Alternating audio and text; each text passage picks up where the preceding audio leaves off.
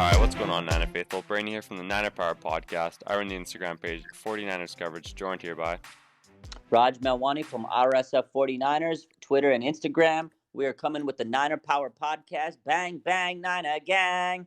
And we are 3-0, baby.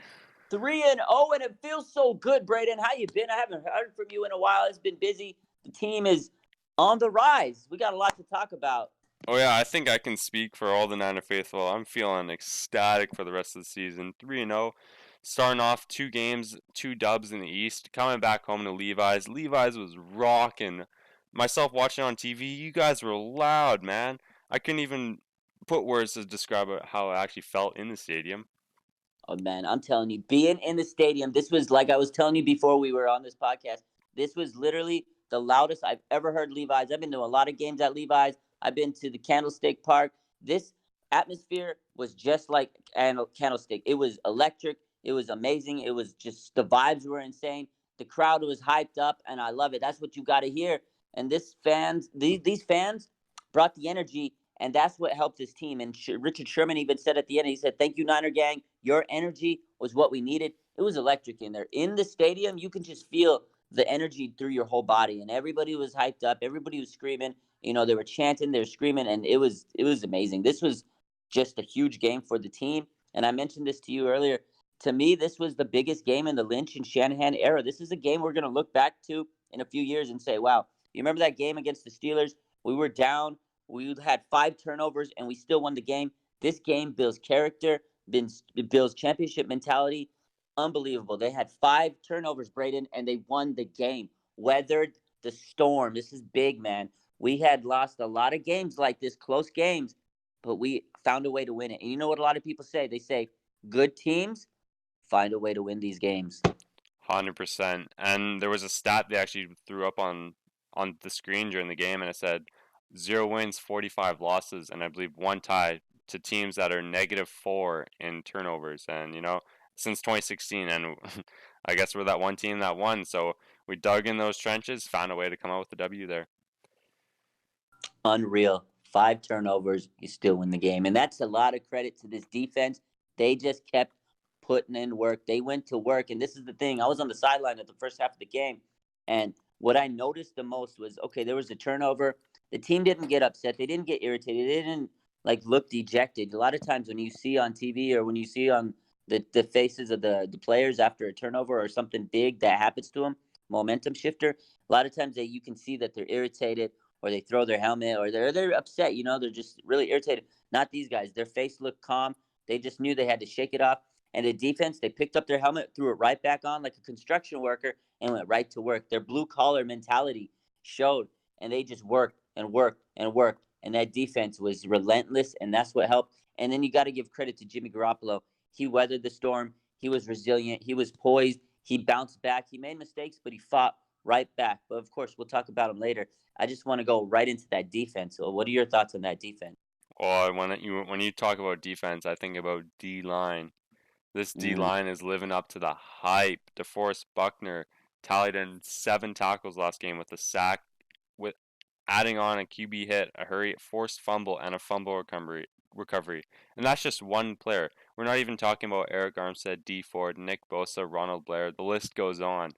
And rookie Nick Bosa, 7 QB pressures. Tallies in 17 in 3 games, and that's 6th amongst the league in edge rushers. So Nick Bosa not getting all the stats, but he's getting in those pressures. Definitely. That's the thing with Nick Bosa. I talked about him a lot today. Nick Bosa is getting pressures. He's getting in there. Eventually, he's going to figure out how to get those pressures into sacks, and he's got 11 quarterback rushes. He's been in the backfield 17 times. This guy's all over the place. He is pushing his way through the line. He was on an all-pro offensive tackle, Alejandro Villanueva, and he dominated him in a lot of those instances on his one-on-one matchups. Not always, but he had a lot of big times where he was matching up against him, and he just pushed right through him. He's so powerful. He's smart, has the technique. He is creating havoc, and that's helping everybody else on this line. DeForest Buckner, D Ford, Arik Armstead. Those 4 guys, 4 first-rounders, it looks like it. They're just swarming everywhere. It's insane how they're all getting pressure everywhere. D Ford comes in off one side. You slip his tackle. Okay, Nick Bosa's here on this side. And then D Ford right up the gut. If you get past him, okay, Arik Armstead's coming, and then Ronald Blair. These guys were putting so much pressure. They pressured Rudolph 22 times out of his 27 pass attempts, 12% completion rate against the pressure, and he also only had two really big plays. Otherwise, he was getting pushed all over the field. So that D line was creating so much pressure. They even helped the secondary.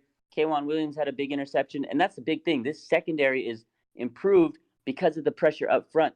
They're making the quarterbacks uncomfortable. We already have 5 interceptions this season in 3 games. We had 2 last season. We have almost tripled our interception total. This defensive line is the real deal. And like you said, it's living up to the hype every little second of it. It's insane. For sure, and our defense already this year has created 32 points off takeaways. It only took 3 games in 2019. As looking back to 2018's defense, we had 32 points in all of 16 games. So our second ranked defense has the second most takeaways and has the second fewest yards allowed. So coming at you with the injury report now, I have DB Akella Witherspoon to be out at least a month with a foot sprain. Vet tackle Joe Staley suffered a broken left fibula and is expected to miss 8 weeks. Running back Tevin Coleman suffered a high ankle sprain, and it is very possible he could return to action in week 5, which is against the Browns. That comes off the bye week. Wide receiver Trent Taylor is recovering from surgery to repair a Jones fracture in his foot and is expected to miss 4 to 6 weeks. So it is very possible he could come back within week 5 or week 6. And Jimmy Ward with the broken finger. So as far as those injuries, like you said, one of the biggest injuries was Akello Witherspoon. He has played absolutely out of his mind this season. He stepped up. He is one of the best cornerbacks in the league right now. Fourth against passer rating allowed. He's played really good. You know, they're not testing Richard Sherman, so they're going to Akello Witherspoon, and he has held his own. He has not really let up any big plays, and he has showed that he is the consistent cornerback that we've all wanted next to Richard Sherman. You know, he has to keep going. And that injury to him was tough. You know, he sprained his foot. He's out for a month, like you said. That threw Jason Verrett into the lineup, and he hasn't played in 3 years. He was a little rusty. He looked sluggish. And, you know, the first thing they did, the Steelers were smart. They capitalized. You get a guy that hasn't played in a long time. He might be rusty coming off an injury, and they picked him right at him. And he said, you know, he's rusty. He hasn't played in a long time. So expect that to be a big thing. Shanahan said Mosley and Verrett will battle. Mosley has the upper hand right now, and that kid has looked very good in the preseason. He's been great in special teams. He's a very fast player, energetic player, and I think that's going to be a battle. That's a very important part. And again, the way this D line has played has really helped improve the play of the secondary. That pressure is creating so much opportunities for the secondary. So hopefully they can keep up where they're at. It's not going to be easy because Akella Witherspoon was a very, very, very important player on this team, and he showed that his off-season work really was everything that we thought. We hyped him up, and he's living it up. And Shanahan said he's really been big in the weight room, and that's what his biggest thing has been. Is he really got stronger and he really mentally prepared this season. You know, he came in with the chip on his shoulder, and even though Jason Verrett, he's gonna, you know, take some time. He's a little rusty. I think bringing him in was just big because that helped him say, you know what, I got to prove myself. I got this guy breathing down my neck. The competition breeds success, and that made Okello play better, and he's playing better. He's going to be a big loss, so we'll see. Hopefully, they can keep it up. And I quote Shannon right here. It says, "You always think about right now, but you also have to think about years in advance too." And that's what in regards to the trade, making trades to cornerback Jalen Ramsey from the Jags. There, people are always harping on at my page saying, "Hey, we need to sign Jalen. You know, he's worth 2 first rounders, whatever." It's like, no, we have those late first round picks if the season goes well this year, and we already have a star cornerback in Richard Sherman and up and coming star Akella Witherspoon. So you just gotta wait for him to come back. We have Jason Verrett, like you said, competition breeds success. So with having Verrett there, it pushes Witherspoon to be better. So right now our DBs are looking fine. And Verrett did tweet out and said, "Been 3 years since I've been on that field." You don't expect a guy to be getting pick sixes like Sherman and Verrett or Sherman and Witherspoon did. So you just gotta ease them back in, and they have been. They eased them back in 2 plays, 2 sluggish plays, like you said. But Steelers are smart. They tested them out. I'm sure we would do the same thing to them. So it's just we're on the short end of the stick, but Brett's gonna bounce back. I know it. He's been a baller his whole life, so just can't wait to see him at his full potential. I agree with that. People they're so quick to judge, and people on my page all the time they're always saying, "Got to get Ramsey." What do we get Ramsey? Now we have to get Ramsey. Oh, Akello's out.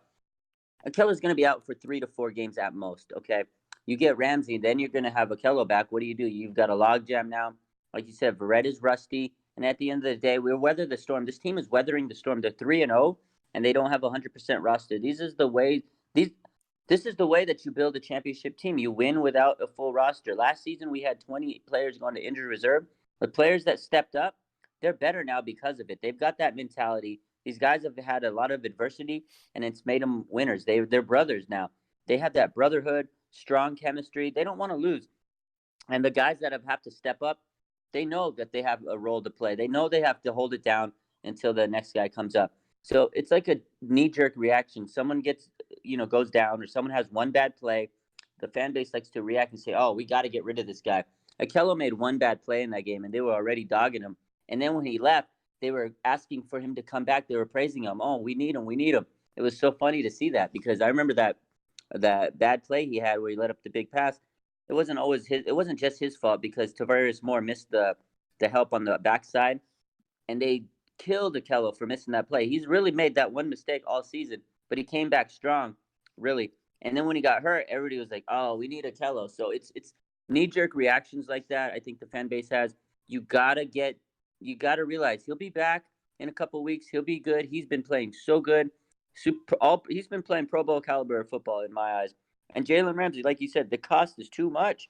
2 first-round picks. Jaguars already turned down an offer, I heard reportedly. So they already turned down one offer for 2 first-round picks. That means they don't want to trade him.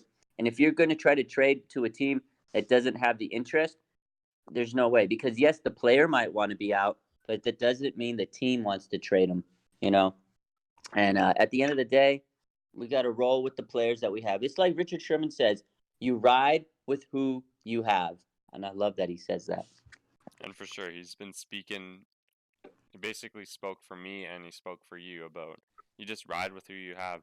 We don't have bad players. We have NFL first stringers on this team this year. We don't have the second and third stringers playing anymore. So we finally have who we want to see. And this is our year to dominate the NFC West, dominate the NFL, and make a playoff push. They're gonna sleep, and this team is gonna silence the haters. Slowly. We gotta stay humble, but I think they're gonna put the league on notice 1 week at a time. Every week, people are gonna realize. Like this week, starting to get a little bit of respect. More of the analysts are starting to show our highlights. Good Morning Football showing Kyle Juszczyk's big run truck play on Minka Fitzpatrick, who had a great game. You got to put some respect on Minka Fitzpatrick. The Steelers played great. They came in here backs against the wall, 0-2. They didn't want to go 0-3. They played phenomenal. Their defense played so hard. I give them credit. It was a dogfight out there. It came all the way to the end, and they played good. This team's going to weather the storm. They're winning games. They're not 100%. Like we just talked about, Akello Witherspoon, he played well, but we have to have other players step up. Just like Justin Skule, he had to step in for Joe Staley. He made his first start at tackle. Joe Staley with the broken fibula, so in comes Justin Skule. Welcome to the NFL, rookie. He stepped up. He played pretty well in the first half. You know what I mean? He didn't play horrible. He actually held his own. He was up against Bud Dupree, who's a really good defensive lineman, and he played well. He held his own. He didn't make big mistakes until the fourth quarter. He did have some penalties, but he's got to clean those up. Some of those penalties can go either way sometimes, but as a rookie, you're going to make those mistakes and you learn from it. Seeing Justin Skule out there playing solid was really good, because these players want to step up. And you have to also talk about Jimmy Garoppolo just coming back, weathering the storm. Interception. He got hit. He got hit so many times, and he just kept getting back up. He was flinging the ball under so much duress. He was just getting smashed back and forth, and he would stay in the pocket and deliver a ball. And that's why that last drive, that was all Jimmy. He came back, drive him down. He was getting pressure. He knew he had the interceptions earlier in the game. The team has had fumbles, but he kept on composed. He kept staying composed in the pocket, and he delivered that touchdown to Dante at the end. That had to feel so good for everybody. That was poetic justice right there. And this whole team is rallying around each other like brothers. They want to win. And it's George Kittle. When Raheem Mostert fumbled that ball, first thing George did after he got up trying to recover it is he went over to him as Mostert was leaning over. Like, upset that he fumbled it. He went over there and was like, hey, man, let's just get next time. And like you said, you saw firsthand that Jimmy went over to Raheem Mostert and all the other guys that had the mess ups and were like, hey, let's bounce back. Put your helmet on. Let's go get it. Yeah, you love to see it. Jimmy coming on the sidelines and shaking, tapping Raheem on the shoulders and said, "Yo, shake it off. I love you." That's the kind of stuff that builds just a winning mentality. They know they can trust each other. Jimmy believes in these guys, and they go right behind him. They rally behind him, and that's what is going on in San Francisco that people don't realize. These analysts are going to call this team pretenders, and they don't have a real team. They don't have chemistry. There is something special brewing out here in San Francisco. These 49ers are cooking, baby, and these analysts are going to find out eventually. They keep on shedding all this hate, and they think this team is not for real because they say they haven't played anybody good, but they'll find out really quick once they start winning games more and more. All we got to keep doing is keep winning games, and they'll start to be quiet really quick. An early bye week is also beneficial too. You start off quick 3 games, quick 3 Ws, and you get some rest. Look back on what you can improve, and if you are already winning and you're looking at stuff to improve, it's only going to make your team better. So if you're losing, it kind of if we would have lost the game against the Steelers there, it would have maybe lowered the hype, lowered the tone just a bit. But coming back to a Monday night primetime game with 3 Ws, they're flying. They know that this Browns team's not ready for them. So bring the heat. Yeah, man, I'm so excited right now. 3-0 at the end of the day. Even though we do have the bye this week, we have 2 weeks to savor this victory and savor the fact that we're undefeated. I am so excited. I cannot wait till the next game. At the end of the day, you love to see it. Bang, bang, Niner gang. Thanks so much for watching. Catch you guys in the next episode. Don't forget to comment, like, and subscribe. Follow our pages on Instagram. The links in the description.